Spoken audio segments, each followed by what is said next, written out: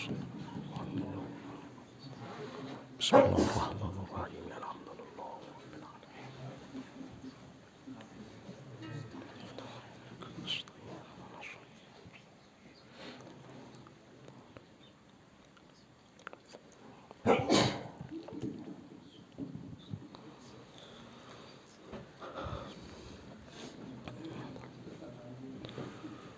لا حول ولا قوة الا باللہ العلی العظیم اعوذ باللہ من الشیطان اللعین الرجیم بسم اللہ الرحمن الرحیم الحمد للہ رب العالمین الصلاة والسلام علی اشرف الانبیاء والمرسلین مولانا و حبیب قلوبنا و طبیب نفوسنا ابی القاسم محمد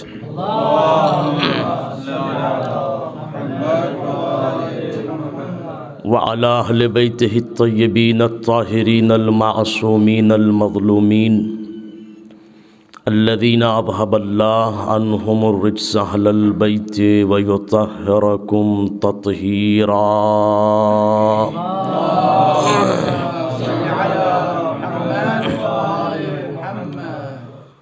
واللعنة الدائمة على أعدائهم أجمعين من يوم ظلمهم إلى قيام يوم الدين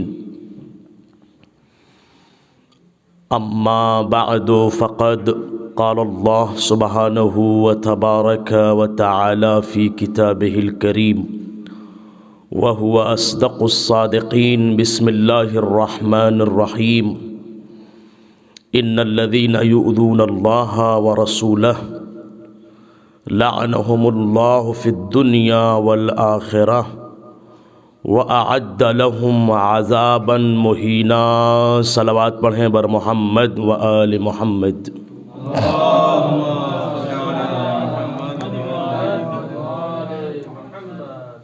ظاہر ہے کہ یہ سلسلہ مجالس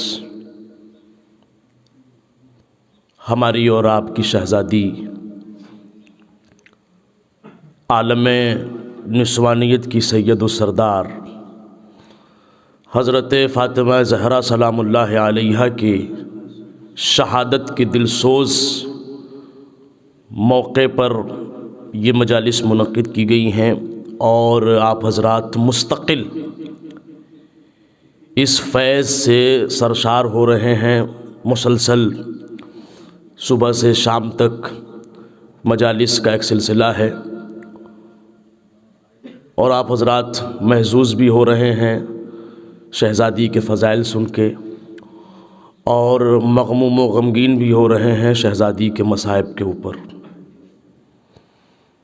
اور یہ ہمارا فطری اور پیدائشی حق ہے ہم شیعان اہل بیت علیہم الصلاۃ والسلام کا کہ ہم ان کے خوشیوں میں خوش ہوں اور ان کے غموں میں محزون ہوں. اس لیے کہ خوشی اور غم دونوں کا تعلق انسان کے حبی تعلق سے ہوا کرتا ہے. اور یاد رکھیے کائنات کے اندر انسان کے ایک دوسرے سے تعلقات تو بہت ہوتے ہیں مگر وہ تعلقات عارضی ہوتے ہیں. مثلاً کسی سے کسی کی دوستی ہو گئی اور سامنے والے کی نظر میں وہ دوست بڑا اچھا ثابت ہوا اور پتہ چلا کہ جب تک ہم نجف میں رہے تب تک فلاں صاحب ہمارے دوست تھے اور اب جب نجف سے چلے گئے دھیرے دھیرے حالات بدلتے گئے وقت گزرتا گیا. اب وہ جو کبھی کبھار دور ہو جانے کی بنا پر ہم انہیں فون پر یاد کر لیا کرتے تھے ایک میسج کر لیا کرتے تھے کبھی کبھار خیر خیریت کے حوالے سے عنوان سے ایک فون کر لیا حال و احوال پوچھ لیا بھائی آپ کیسے ہیں کیا ہے. تو اب جو ساتھ ایک جگہ پر ایک اعتبار سے ایک زاویے سے رہنے کا تھا وہ ساتھ دور ہو جانے سے بدلتا گیا، اس محبت میں کمی واقع ہوتی گئی، اس ساتھ کی کیفیت بدلتی گئی، وہ اس لیے کہ اب ہم ان کے پاس نہ رہے یا وہ میرے پاس نہ رہے۔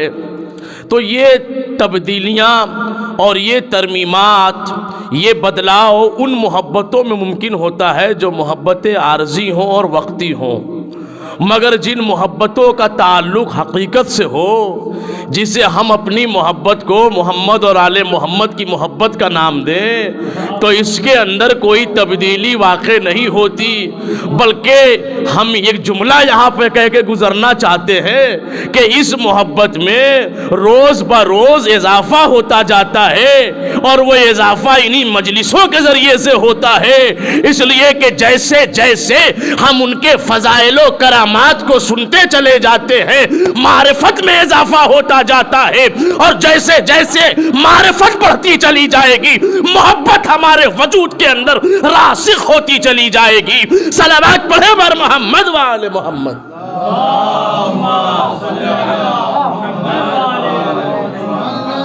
تو یہ محبت اس بات کا تقاضا کرتی ہے کہ جس سے محبت کی جا رہی ہے، اگر وہ غموں سے، حالات سے متاثر ہوا ہے، تو محبت یہ کہتی ہے کہ چاہنے والا بھی اس کے غم میں شریک ہو کر کے اپنی محبت کا ثبوت دے گا۔ خدا کی قسم، میں اس مقام پر اکثر مقام افتخار میں آ جایا کرتا ہوں، اور کہیں دور جانے کی ضرورت نہیں ہے۔ خدا سلامت رکھے ہمارے والدین کو کہ جنہوں نے ہمیں گھٹیوں میں محمد اور آل محمد کی محبت پلائی ہے۔ آپ دیکھیں، ابھی میری مولانا سے یہی بات ہو رہی تھی مجلس کے شروع ہونے سے پہلے کہ الحمدللہ اتنی کثرت سے مجالس کا سلسلہ ہے کہ آپ میں سے آپ بہت کیا بلکہ سبھی ایسے ہوں گے کہ یہ طے کرنا مشکل ہو رہا ہے کہ کس وقت کہاں کی مجلس میں شرکت کیا جائے۔ توجہ چاہ رہا ہوں، یعنی حسینیہ شہید ثالث میں کہ جو بہرحال ہم ہندوستانیوں کا ایک مرکزی خانہ کہا جاتا ہے اور قدیمی بھی ہے، کیا ایک مجلس رات کی کافی نہ تھی شہزادی پر رونے کے لیے، یا ان کے فضائل کا کسی حد تک امکان کی صورت میں ادراک کرنے کے لیے؟ تو آپ کا جواب یہ آئے گا کہ نہیں مولانا، ایک مجلس کی کیا حیثیت ہے؟ ارے ہزاروں مجلسیں، میری ساری زندگی مجالس پہ گزر جائے مگر عرفان سیدہ ممکن نہیں ہے۔ صلوات بر محمد و آل محمد۔ جو ہے تو یہ مجالس کا سلسلہ، اہل سکن اپنے سکنوں میں مجالس کر رہے ہیں۔ وجہ کیا ہے؟ دلیل کیا ہے؟ بھائی یہ خامخواہ اچھا خاصا وقت تھا، ہم طلبہ کے آرام کرنے کا، سونے کا سوتے رہتے، مگر نہیں، یہ اندر میں جو محبت پروان چڑھ چکی ہے، یہ مجبور کرتی ہے کہ تمہیں شرم نہیں آتی، سو رہے ہو اور اس بی بی پر مصائب ڈھائے جا چکے جس نے دین کو بچانے کے لیے نہ جانے کن کن مصائب کا سامنا کیا۔ تو یہ محبت کے ساتھ ثبوت وفاداری بھی ہے۔ مولا ہم سب کو قوت عطا کیجئے اور حسن توفیق سے نوازیے کہ ایک کیا اگر ہزاروں مجلسیں بھی ہوں تب بھی ہم یہ سوچیں کہ مجلسیں کم ہو رہی ہیں، اور جہاں تک طاقت و قوت ساتھ دے جو ہمارے ذاکرین و خطبہ ہیں وہ بیان بھی کریں، اور ہمارے سامعین بیٹھ کر فضائل و مصائب آل محمد کو سنیں بھی۔ تو عزیزان گرامی، یہ تعلق اس خوب کا ہے جو خدا بند کریم نے ہم چاہنے والوں کے دلوں میں ودیعت کیا ہوا ہے کہ جیسے ہی ان کے یہاں کسی کی ولادت کی تاریخ آتی ہے، آپ محسوس نہیں کرتے عجب خوشی کا ماحول بن جاتا ہے؟ کوئی اپنی خوشی بھی ہو تو اس کے سامنے ہلکی معلوم ہونے لگتی ہے کسی کی ولادت ہو گئی، بچہ پیدا ہو گیا جناب فاطمہ کی ولادت کے روز مثلا، تو فوراً یہ گھر میں کہا جاتا ہے ارے ایک جشن رکھ دو، سیدہ کے نام پر رکھ دو، تاکہ اس میرے بچے کا جو خوشی ہے یہ خوشی سیدہ کے خوشی سے مل جائے، تاکہ یہ خوشی وقتی نہ رہ جائے، دائمی ہو جائے۔ توجہ چاہتا ہوں عزیزان گرامی، اور اس سے اچھی مثال کون سمجھ سکتا ہے ہمارے یہاں؟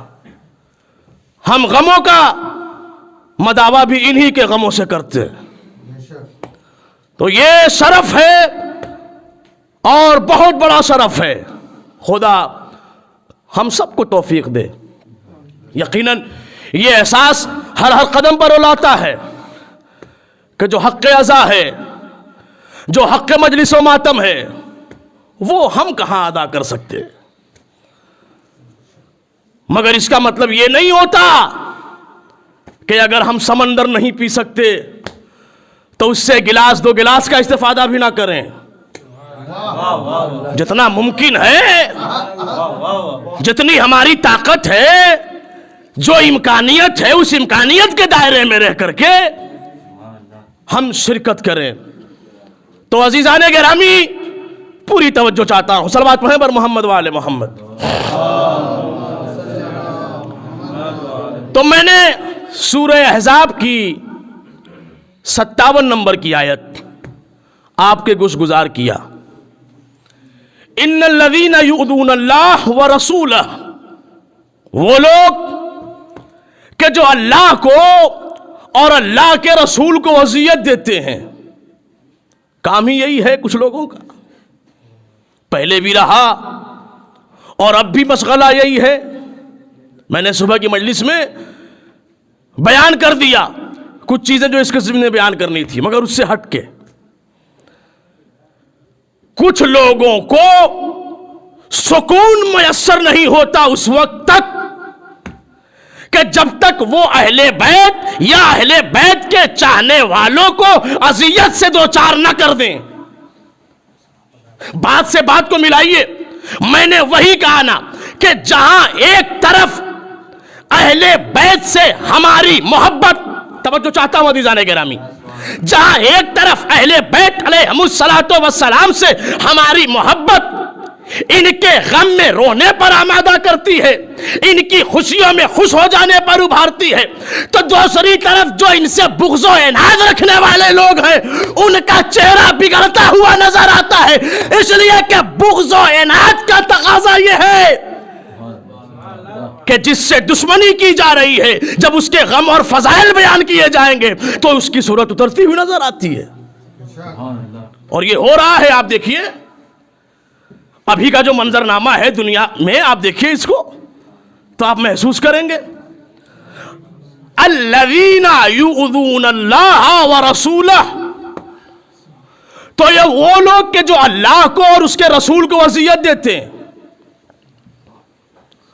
لعنہم اللہ فی الدنیا والآخرہ، تو اللہ ان پر دنیا اور آخرت دونوں میں لعنت کرتا ہے، وَأَعَدَّ لَهُمْ عَذَابًا مُهِينًا، اور ان کے لیے رسوا کن عذاب کو مہیا کر رکھا ہے۔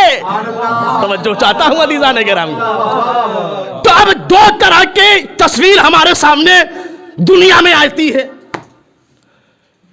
ایک ظالم اور ایک مظلوم، مقابلے میں اس کے ایک قاتل اور دوسرے مقتول۔ اچھا، اذیت کا تعلق بہت وسیع و عریض ہے، اس کے اسباب مختلف ہوا کرتے ہیں، مگر آپ محسوس کریے جہاں سے میں آپ کو جوڑنا چاہتا ہوں کسی مقصد سے، تو نتیجہ یہ ہوا کہ ہم نے کسی پر ظلم کر دیا خدا نخواستہ، تو اب وہ اس ظلم کے جو اثرات مرتب ہوئے اس کے اوپر، بھائی کسی کو تھپڑ کھینچ کے مار دیا ہم نے، تو یہ صحیح تو ہے نہیں، یہ تو خلاف عدل و مساوات ہے، بھائی کیوں مارا آپ نے کسی کو؟ تو اب جو اس تماچے کی چوٹ سے جو اسے اذیت پہنچی، توجہ چاہتا ہوں عزیزان گرامی، تو یہ اذیت کس وجہ سے پہنچی؟ اسے ظلم کی وجہ سے، یا کسی نے کسی کا قتل کر دیا، تو دو ہی تصویر بن کے سامنے آتی ہے۔ جس نے ظلم کیا اسے ظالم کہتے ہیں، اور جو شکار ظلم ہوا اسے مظلوم کہتے ہیں۔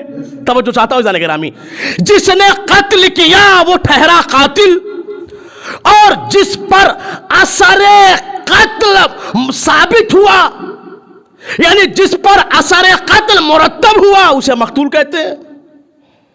اچھا، دنیا کا ایک دستور یہ ہے، آپ دیکھیے آج کے زمانے میں قتل و مقتول کی شرح سمجھنا، ظالم اور مظلوم کی شرح سمجھنا کوئی بہت بڑی بات نہیں ہے۔ دنیا تو ظلم و جور سے بھری ہوئی ہے، ہر طرف مظالم کا ایک سلسلہ ہے، مگر ہوتا کیا ہے؟ ظلم ہو گیا کسی کمزور و ضعیف آدمی پر، اور ظلم کرنے والی حکومت ہے، مثلا کوئی بہت بڑا پاورفل انسان ہے، حکومت اس کے پاس ہے، دولت اس کے پاس ہے، ثروت اس کے پاس ہے، جاہ و حشم اس کے پاس ہے، سب کچھ اس کے پاس ہے۔ کیا ہوتا ہے؟ یہی ہوتا ہے نا کہ جس پر ظلم ہوا ہے وہ اس تک چل کے جاتا ہے، بھائی ہمیں انصاف دلاؤ۔ توجہ چاہتا ہوں عزیزان گرامی، جس کے یہاں کوئی قتل ہوا، جو مقتول کے ورثہ ہوتے ہیں وہ قاتلوں کی تلاش میں نکل جاتے ہیں کہ بھائی قاتل کون ہے، پتہ لگاؤ۔ توجہ چاہتا ہوں عزیزان گرامی، مگر جب مظلوم کی آواز کمزور پڑ جاتی ہے تو قاتل اپنے اوپر اترانا شروع کر دیتا ہے، اس لیے کہ اسے پتا ہے کہ میں بہت طاقتور ہوں، اور جو مظلوم کے ورثہ ہیں، جو مقتول کے ورثہ ہیں، یہ بہت کمزور ہے، میرا کچھ نہ کر پائیں گے۔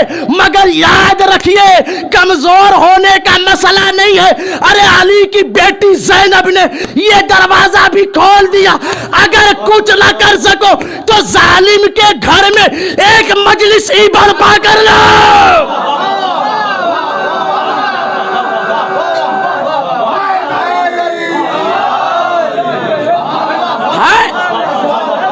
بس میں لے آیا آپ کو، میں لے آیا آپ کو، ظالم کے گھر میں ایک مجلس ہی برپا کر دو۔ عقل تو کہے گی نا کہ جو رونے والے ہیں یہ مظلوم کے حمایتی ہیں۔ توجہ چاہتا ہوں عزیزان گرامی، تو اب میں نے ملا دیا، یہ جو مجالس ایام فاطمیہ ہیں یہ ہمیں کیا بتاتی ہیں؟ یہ ایک قسم کا احتجاج ہے خلاف ظلم، اور بے شک یہ احتجاج ہونا چاہیے۔ کیوں؟ اس لیے کہ جب تک ہم ظالم کی طرف جائیں گے نہیں، قاتل کی طرف جائیں گے نہیں، اس کا تذکرہ نہ ہوگا، دنیا پہچانے گی کیسے؟ ارے جناب زینب نے یہی تو کام کیا نا، ایسے خطبے دیے کہ ابن زیاد کو یزید سے لڑا دیا۔ یزید کہتا ہے حسین کا قاتل ابن زیاد ہے، ابن زیاد کہتا ہے یزید ہے۔ تو اب یہ بعد میں طے ہوگا کون ہے، مگر بات ان دونوں میں تو سمٹ گئی نا۔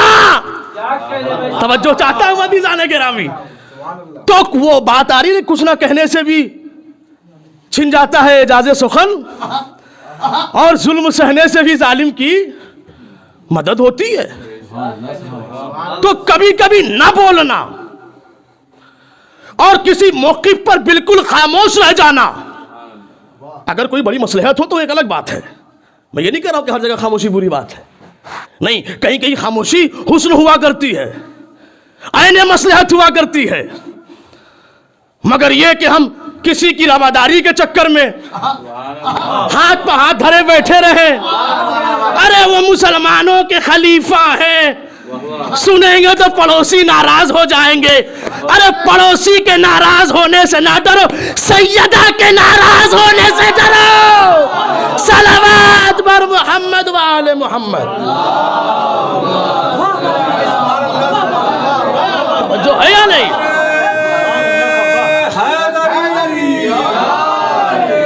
ہاں ہے، توجہ ہے یا نہیں؟ सैयदा नाराज ना हो, अम्मा यार सैयदा नाराज ना हो। याद रखिए दुनिया क्या बिगाड़ देगी, सैयदा नाराज ना हो। और अगर खुदा न करे बदनसीबी से किसी से सैयदा नाराज हो जाए तो दुनिया की खुशियां, दुनिया का जाहो हशम, दिरहम और दीनार की खनक, ये सब धरी की धरी रह जाएगी।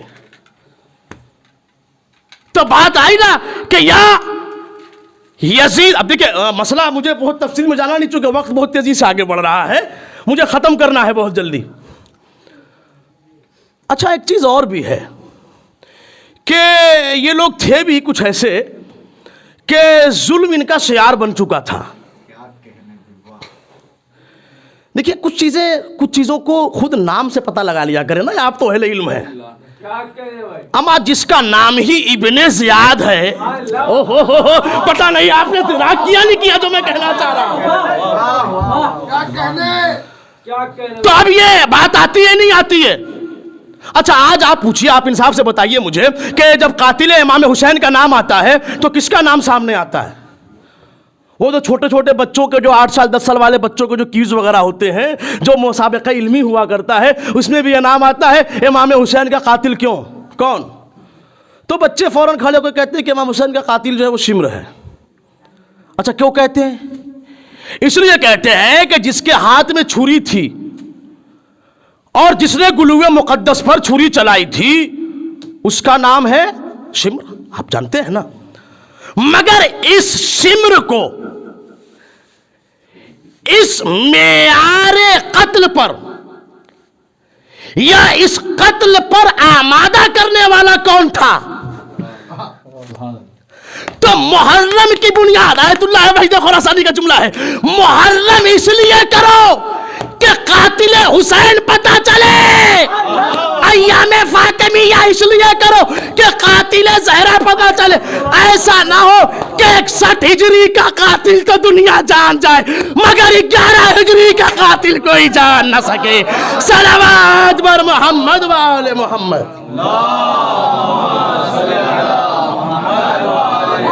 तवज्जो है या नहीं है? तो ये कैफियत जरूरी है,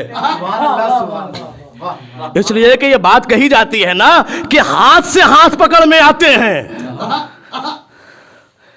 शिम्र बताएगा उसे किसने इस अमल पर मुतवज्जे किया, वो बताएगा ना, उससे पूछा जाएगा तो बात पहुंचेगी, बात निकलेगी तो फिर दूर तलक जाएगी।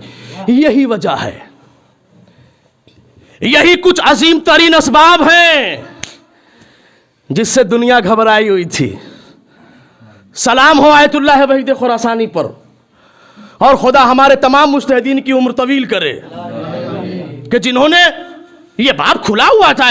ऐसी बात नहीं है कि मजालिस होती नहीं थी, मगर जिस रंगो ढंग से अब हो रही हैं पहले नहीं होती थी। क्यों होनी चाहिए? ताकि उस जालिम और कातिल का चेहरा बेनकाब हो। अरे दुनिया देखे तो ना, दुनिया देखे तो कि जो खिलाफत की कबा ओढ़ करके अपनी खलीफा होने का ढोंग रच रहा है, क्या वो वाकई खलीफा है या किसी मासूम हस्ती का कातिल है? दुनिया पे कैसे खुलेगा? लिहाजा लानहुमुल्लाहु फिद दुनिया वल आखिरह, अल्लाह ने उन पर दुनिया और आखिरत दोनों में लानत की है, और हर जगह वो मुस्तहिक़ लानुतान है। वअद्द लहुम अज़ाबन मुहीना, और उनके लिए रुसवा करने वाले अजाब को मुहैया कर रखा है। रुसवाई मुक़द्दर है। याद रखिए,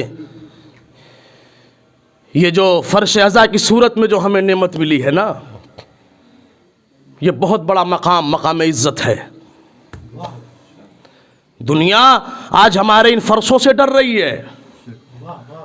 लोग घबराए हुए हैं, बौखलाए हुए हैं, पागलपन की हद तक पहुंच गए कि भाई हम तो ये मुहर्रम ही इनका नहीं झेल पा रहे थे। ये अय्यामे फातिमिया का एहतमाम और इंतजाम इतना आलीशान पूरी दुनिया में क्यों होने लगा? یہ ڈر ہم سے نہیں ہے. دنیا جس دسترخوان پر نمک کھا رہی ہے نا اس سے ڈر رہی ہے کہ جہاں سے میرا شہریہ اور وظیفہ آ رہا ہے اسے کہیں قاتل ثابت نہ کر دیا جائے. سمجھیے آپ اس بات کو سمجھیے. بھائی ہم ہیں نا جو تسلیم نہیں کرتے, ہم کہتے ہیں فلاں قاتل ہے, مگر بہت سے گروہ تو ہیں نا جو انہیں اپنا سب کچھ مانتے ہیں. تو جو ان کے اندر ہوشیار قسم کے لوگ ہیں وہ یہ سمجھ رہے ہیں کہ یار ایسا نہ ہو کہیں وہ روز کی آتے جاتے سنتے سناتے لوگ کہیں سمجھنا شروع نہ کر دیں تو خلافت کا بیڑا غرق نہ ہو جائے. عزیزان گرامی, لہذا ہمارے لیے ضروری ہے اور لازم ہے, معمولی بات نہیں ہے سیدہ پر مظالم کا ہونا. چلے کوئی ذات بہت بڑی ذات ہو, ہم نہیں پہچانتے اسے, لوگ نہیں پہچانتے اسے, لوگوں کو اس کی معرفت نہیں ہے, تو یہ ہوا کہ بھائی ہم نہیں جانتے تھے کہ فلاں بہت محترم تھا, ہم اس کے ساتھ یہ ظلم کر گزرے. نہیں, ایک دو بار نہیں, متعدد بار نبی نے خود فاطمہ کو پہچانوایا. فاطمہ کے بارے میں مختلف احادیث مبارکہ نبی کی زبان مبارک سے جاری ہوئیں, مگر یہ جان کر انجان ہونے کا شکار بننا یہ صحیح نہیں ہے. تو عزیزان گرامی, حضرت فاطمہ زہرا صلوات اللہ علیہا کا غم یقیناً پورے عالم اسلام کے لیے عظیم ترین غم ہے, اس لیے کہ یہ وہ غم ہے کہ جس نے نبی کو بھی رلایا زیر تربت. میں بھی مصائب نہیں پڑھ رہا ہوں, مگر آپ محسوس کیجئے, شہزادی کوئی معمولی خاتون نہیں ہے. ہم اور آپ تمسک کریں, ہم اور آپ متمسک ہو ان کی ذات مبارکہ سے تو بہت بات کی بات ہے. اما دنیا تو بے وفائی پر تلی ہوئی تھی. چلو اگر تمہیں نبی سے کسی بات پر اعتراض تھا کہ نبی نے علی کو اپنا جانشین بنا دیا, اور نہ مانو آپ کے علی اتنے بڑے عالم تھے, اگر آپ یہ بھی تسلیم کرتے ہیں کہ نبی نے جو ہے علی کو داماد سمجھ کر کے اپنا خلیفہ بنا دیا, اگر ہم آپ کی ساری بات فرض بھی کر لیں تو ٹھیک ہے. اگر تم نے فاطمہ کی یا نبی کی تعصی کرتے ہوئے فاطمہ کا احترام نہ کیا, نعوذ باللہ, نبی کے مسئلے میں آ کر کے, تو کم سے کم آدم کا تو خیال رکھا ہوتا. آدم کی اولاد ہونے سے دنیا کے اندر پائے جانے والے کس انسان میں دم ہے جو یہ کہہ دے کہ میں ان کی اولاد نہیں ہوں؟ تو اگر اولاد ہو تو کمال اولاد ہونا یہ ہے کہ باپ کا فرما بردار ہو. تاریخ اٹھا کے دیکھو, آدم نے بھی فاطمہ کے وسیلے سے مدد چاہی ہے نا کہ جناب مریم و جناب آدم اور جناب حوا ایک مقام پر بیٹھے ہوئے تھے. جبریل ان کے سامنے ان کے پاس ایک محل لے کر کے نازل ہوئے, اور وہ محل زمرد کا تھا, بہترین محل, اور اس کے اندر سرخ یاقوت کا ایک بہترین تخت, اور اس تخت پر ایک خاتون ہے جو جلوہ افروز ہے, اور اس کے سر پہ ایک تاج ہے خوبصورت, کانوں میں 2 گوشوارے ہیں, اور گلے میں خوبصورت ہار ہے. اتنا خوبصورت منظر کہ جناب آدم جناب حوا کا حسن بھول گئے. جبرائیل سے پوچھ بیٹھے, جبرائیل یہ کون ہے؟ جبرائیل نے کہا یہ فاطمہ ہے. کہا ان کے سر پر جو تاج ہے وہ ان کے بابا رسول ہے. کہا ان کے گلے میں جو ہار ہے یہ ان کے شوہر علی ہیں. اور کہا ان کے کانوں میں جو یہ 2 گوشوارے ہیں یہ ان کے 2 بیٹے حسن و حسین ہیں. توجہ چاہتا ہوں. اور پھر کیا دیکھا کہ اس گنبد پر ایک عبارت تحریر ہے جس پر لکھا ہوا تھا انا محمود و ھذا محمد, انا اعلی و ھذا علی, انا فاطر السماوات والارض و ھذہ فاطمہ, انا الاحسان و ھذا حسن, انا المحسن و ھذا الحسین. توجہ چاہتا ہوں عزیزان گرامی. تو آدم نے دیکھا اب جب آدم جنت سے نکال دیے گئے تو 300 برس تک روتے رہے. کہاں پہنچے؟ توجہ چاہتا ہوں عزیزان گرامی, کہاں پہنچے؟ آدم کے جملے ہیں بحق محمد وعلی وفاطمہ والحسن والحسین یا اعلی یا فاطر السماوات والارض یا محسن اغفر لی وتقبل توبتی.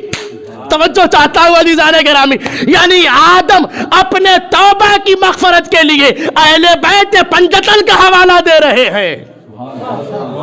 دنیا کہاں بیٹھی ہے؟ اگر آدم کی بھی تعصی لوگ کرے تو فاطمہ سے مخالفت کرنے کی جرأت نہ ہو. صلوات پڑھے بر محمد و آل محمد. اللہ اکبر, اللہ اکبر. سیدہ کی ذات والا صفات فراموش نہیں کیا جا سکتا. تاریخ کے اوراق فضائل و مصائب حضرت زہرا سے بھرے ہوئے ہیں. مسلسل مجالس کا سلسلہ ہے, آپ سن رہے ہیں, رو رہے ہیں, گریہ کر رہے ہیں. اللہ اکبر, کتنا عظیم ہے سیدہ کا غم, کتنا عظیم ہے. خود جس کی زبان پہ آ جائے سبت علیہ مصائب لو انہا. اللہ اکبر. کل ظاہراً اس سلسلے کی آخری مجلس ہے, آپ شہادت سنیں گے. مجھے چند جملے آپ کی خدمت میں پیش کرنا ہے. سیدہ, آپ میزان عقل میں رکھ کر کے اس بات کو تولیں کہ کیا سیدہ کا وجود واقعی طور سے ان مصائب کا متحمل تھا کہ جو مصائب سیدہ پر ڈھائے گئے. جس دروازے پر نبی آ کے سلام کیا کرتے تھے, کیا وہ دروازہ اس قابل تھا کہ اس دروازے پر آگ اور لکڑیاں لے کر آئی جائیں اور دروازے کو نظر آتش کر دیا جائے؟ نہیں عزیزان گرامی. مگر وہی بات جہاں سے میں نے اپنی گفتگو کا آغاز کیا تھا کہ جب بغض و عناد انتہا کی سرحدوں کو پار کر لے تو پھر انسان ہر کچھ کرنے پر آمادہ ہو جاتا ہے. کیا وہ لوگ کہ جو سیدہ کے دروازے پر آگ اور لکڑیاں لے کے جمع ہوئے تھے, لے کے آئے تھے, کیا انہوں نے کبھی زبان نبی سے فاطمہ کی تعریف نہ سنی تھی؟ اللہ اکبر, اللہ اکبر. خدا کوئی غم نہ دے سوائے غم اہل بیت کے, خدا کوئی غم نہ دے سوائے غم سیدہ کے. عزیزان گرامی, سیدہ کے دروازے میں آگ لگا دی گئی, دروازہ نظر آتش کر دیا گیا, سیدہ پر دروازہ گرا دیا گیا. بی بی کا پہلو شکستہ ہو چکا ہے. اللہ اکبر, پسلیاں ٹوٹ چکی ہیں. اللہ اکبر, اللہ اکبر. اتنی مظلومہ کہ جسے دربار میں جھوٹا کہہ کر کے واپس کر دیا گیا. امام حسن فرماتے ہیں کہ جیسے میری ماں کو تماچے مارے گئے, ارے خدا نہ کرے کسی کی ماں کو اس کی اولاد کے سامنے اس طرح تماچا مارا جائے. جزاکم ربکم خیر الجزا. خدا کوئی غم نہ دے سوائے غم اہل بیت علیہم الصلاۃ والسلام کے. اے عزیزوں, سیدہ دربار خلافت سے مایوس واپس ہوئی. کیا سیدہ صادق القول نہ تھی؟ کیا زمانے نے نبی کی زبان سے یہ نہ سنا تھا کہ سیدہ صدیقہ ہے؟ تو پھر کیوں دربار میں سیدہ کو جھٹلایا گیا؟ اللہ اکبر. مظالم کی انتہا یہاں تک ہو گئی کہ اب سیدہ دربار سے واپس آ رہی ہے. ارے اتنی دیر تک دربار میں کھڑا کیا گیا کہ بی بی کے پیروں میں ورم آ گیا. اللہ اکبر اللہ اکبر. بس میں ایک دو روایتیں پڑھ کے ایک دو باتیں پڑھ کے آپ کی زحمت تمام کر دینا چاہتا ہوں. ایران میں نے ذاکرین سے پڑھتے ہوئے سنا ہے, کہیں کتاب میں نہیں دیکھا. وہ بیان فرماتے ہیں کہ خطیب جو ہے وہ حضرت زہرا کے مصائب پڑھ رہا تھا, اور اس نے جب شہزادی جناب فاطمہ کے مصائب تمام کیے تو مصائب پڑھنے کے بعد منبر سے اترا. توجہ چاہتا ہوں عزیزان گرامی, ممبر سے اترا اور اترنے کے بعد کیا دیکھا کہ سارے لوگ کھڑے ہو گئے, نوحہ ماتم میں مصروف ہو گئے, مگر ایک شخص ہے جو اپنی جگہ پر بیٹھا ہوا مسلسل اسی طرح گریہ وزاری کر رہا ہے. اس خطیب نے کہا جب مجلس تمام ہو گئی, لوگ عزا خانے سے باہر نکل گئے, تو ایک مرتبہ میں اس انسان کے پاس گیا اور جانے کے بعد پوچھا, بھائی ارے مصائب تو کب کا ختم ہو چکا, تو اب تک کیوں اس طرح گریہ فرما رہا ہے؟ ایک مرتبہ اس نے کہا کہ آپ نے مصائب میں پڑھا کہ سیدہ کی پسلیاں ٹوٹی ہوئی تھی. ارے میں ہڈیوں کا ڈاکٹر ہوں, ارے مجھے پتا ہے کہ اگر کسی کی ایک پسلی ٹوٹ جائے تو اسے سانس لینے میں کتنی زحمت ہوتی ہے. ہائے بنت رسول زہرا, ارے کتنی مجبور و بے کس ہے کہ ساری پسلیاں ٹوٹی. جزاکم ربکم خیر الجزا. خدا کوئی غم نہ دے سوائے غم اہل بیت علیہم الصلاۃ والسلام کے. بس عزیزوں مجھے اور کچھ نہیں پڑھنا ہے. دفن حضرت زہرا کل کھانے والا خطیب آپ کی خدمت میں پیش کرے گا. بس عزیزوں ایک عجب جملہ آپ کی خدمت میں ایک احساس پیش کرنا چاہتا ہوں کہ آپ نے محسوس کیا ہوگا جب خاص طور سے کوئی ایسی ماں کہ جس کے بچے چھوٹے چھوٹے ہو, تو جب وہ ماں دنیا سے گزر جاتی ہے تو بچوں پر کیا گزرتی ہے. ارے بچے چیخ چیخ کے اماں اماں کہہ کے گریا کرتے ہیں. ارے یہی تو وجہ تھی نا کہ جب مولا امام علی نے حضرت زہرا کو کفن دے دیا غسل کے بعد, تو ایک مرتبہ کہا اے فضا, ارے بچوں سے کہہ دو آ کے ماں کا آخری دیدار کر لے.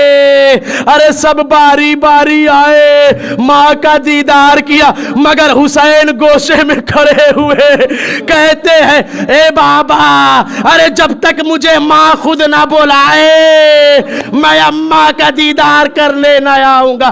ارے بتاتی ہے تاریخ, میں نے علماء سے بھی سنا کہ بندے کفن ٹوٹے, ارے 2 ہاتھ برآمد ہوئے, آجا میرے لال میری آغوش میں. انا للہ و انا الیہ. رضا بقضائہ و تسلیما لامرہ سیعلم الذین ظلموا ای منقلب. ماتم حسین.